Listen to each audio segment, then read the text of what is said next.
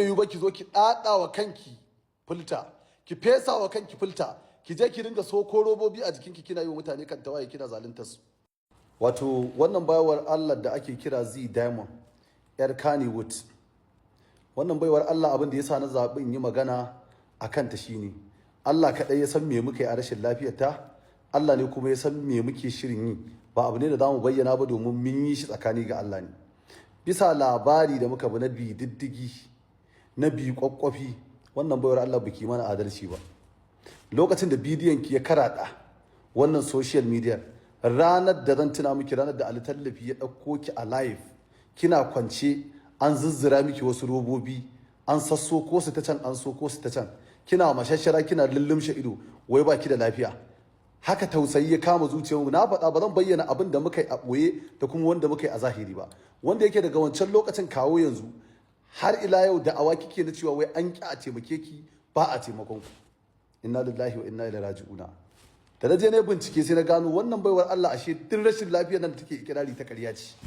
Magana ciwon koda dama tun fil azar kina da ciwon koda ki ɗaya babba ɗaya ƙarama, dama kina da wannan lalurar wadda ba wai kina irin cikin emergency condition irin na rai mutu bakwai ko kuma rayu bakwai ba. Amma kin zo ki social media kin mai da wannan harkar sana'a, wanda a labaran da nake samu cewar har wani wai likita kika aura yake wannan sassoka miki wa'annan robobin, icaccaka miki wa'annan robobin ta can da can gurin ki fito ki ringa neman taimako. Yanzu fi sabilillahi dan Allah dan Annabi wannan wani irin bala'i ne. Akwai mutanen da suke cikin hali na rashin lafiya, akwai mutanen da suke cikin musiba, ana so a taimake su, amma ire-iren ku masu yin ƙaryar rashin lafiya ku ke jawo mutane wallahi. Akwai marasa lafiyar na haƙiƙa da ake ƙaunar a tallafe su a taimake su a zo a taimaka musu, amma ire-iren ku marasa mutunci ku ke janyo irin wannan abin. Kin zo kina ɓata wa ƴan uwanki ƴan uwan sana'arki ƴan Kannywood suna, kina ba su taimake ki ba, bayan a cikin ƴan Kannywood din tabbacin waɗanda suka ɗauki manyan kuɗaɗe suka taimake ki da shi. Nan gurin Adam A Zango wani mutum ya ce a faɗi rashin lafiyar ki ko ta kai ta nawa zai biya. Tun daga ran da kika ji an ce za a kai ki asibiti shikenan baki ƙara ɗaga wayarsa ba. Saboda Allah da Annabi ki rasa da me zaki ci sai ci da ceto irin wannan, ki fito ki ce wai baki da lafiya a dinga tausaya miki, ki zo ki dinga haɗa mutane fim kullun kina live cewar baki da lafiya kina cikin bala'i. Wannan wace irin rayuwa ce mutane suke yin su? Abin da baka samu a halattacciyar hanya ba, in ka ba haramtacciyar ma ba samu za ka yi ba. Yanzu kin zo kina ƙaryar rashin lafiya, kina da awa cewar gashi ke koda ki tai kaza ce, wannan ba daidai bane ba. To muna ma musu yi miki wa'azi ki shiga taitayinki. Dalilin wannan bidiyon mutane masu tura mata da kuɗi da sunan cewa sun tura mata don ta samu lafiya, ku sani ƙarya take wannan baiwar Allah.